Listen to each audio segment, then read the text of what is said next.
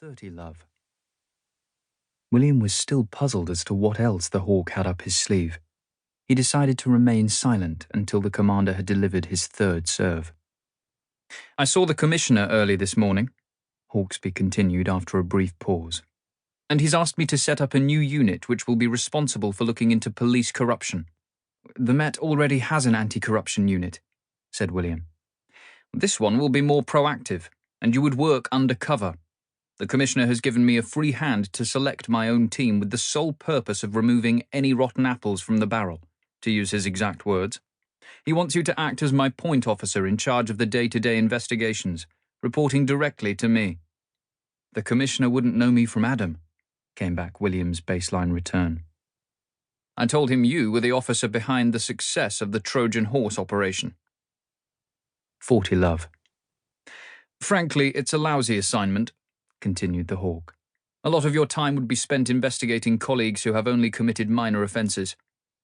The commander paused again before delivering his next serve. However, following the Lamont incident, the commissioner is no longer willing to ignore the problem, which is why I recommended you. William couldn't return his volley and conceded the first game. If you decide to take on the job, said the hawk, this will be your first assignment. He pushed a file marked confidential across his desk. William hesitated for a moment, well aware it was another trap, but couldn't resist opening the file. Detective Sergeant J.R. Summers was printed in bold capitals on the first page. William's turn to serve. I was at Hendon with Jerry, said William. He was one of the smartest lads in our intake. I'm not surprised he's made detective sergeant. He was tipped for early promotion. And with reason. The first thing we have to do is find a credible excuse for you to get back in touch with him, so you can gain his confidence and find out if any of the accusations made against him by a senior officer stack up. Footfold. But if he knows I'm a member of an anti-corruption unit, he's hardly likely to welcome me like a long-lost friend. As far as anyone else in this building is concerned, you're still working for the drug squad and preparing for Rashidi's trial. Second serve. Hardly the most tempting assignment, suggested William. Spying on your friends and colleagues. I'd be nothing more than an undercover grass. I couldn't have put it better myself, said the hawk.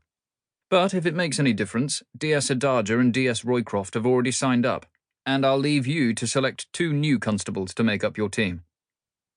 Love 15.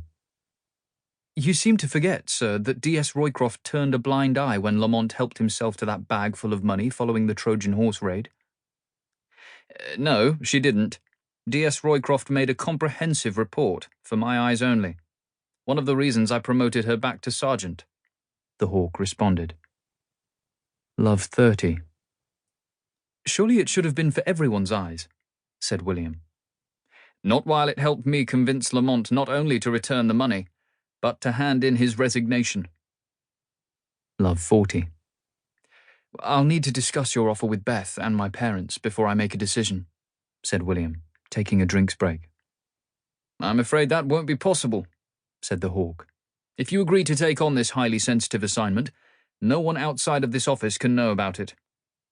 Even your family need to believe you're still attached to the drug squad and are preparing for Rashidi's trial.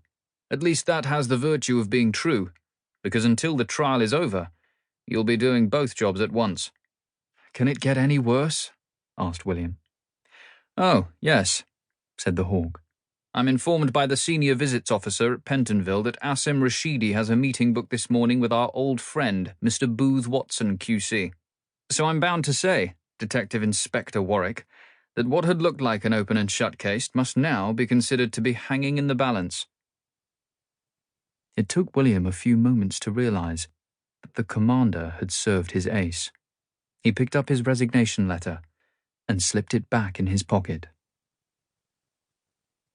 See you in a couple of days, Eddie, said Miles Faulkner, as he got out of the unmarked van and began the only part of his escape that hadn't been rehearsed. He walked cautiously down the well-trodden path towards the beach. After about 100 yards, he spotted the glowing tip of a cigarette, a lighthouse that guided the escaped fugitive safely away from the rocks. A man dressed from head to toe.